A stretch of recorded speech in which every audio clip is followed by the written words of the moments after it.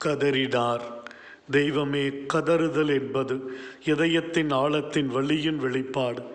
கதறுதலில் அடங்கியுள்ள துயரத்தின் நிலை புரிந்து கொள்ள முடியாதது. கதறுதலில் நிறைந்திருக்கும் நேசம் வெளிக்காட்ட முடியாதது. கனானிய தாயின் இதயத்தின் வலியின் கதறுதல் தன் மகளை துன்புறுத்தி கொண்டிருக்கும் சாத்தானின் நிலையை எண்ணி தன் மகள் படும் துயரத்தை பார்க்க சகிக்காமல் ஆண்டவரே உம்மிடத்தில் ஓடோடி வருகிறாள். தான் ஒரு புறஜாதி பெண்ணாக இருந்தாலும் ஒரு அன்பு தாயாக எப்படி தன் மகளின் துயரத்தை பார்த்து கொண்டிருக்க முடியும்? உம் பாதம் என் மகளை ஒப்புக்கொடுக்க முயலுகிறேன். உமது வார்த்தைக்கு சக்தி இருக்கிறது. நீர் என்னை கரம் பிடித்து காப்பாற்றுவீர் என்று நம்பி வருகிறாள்.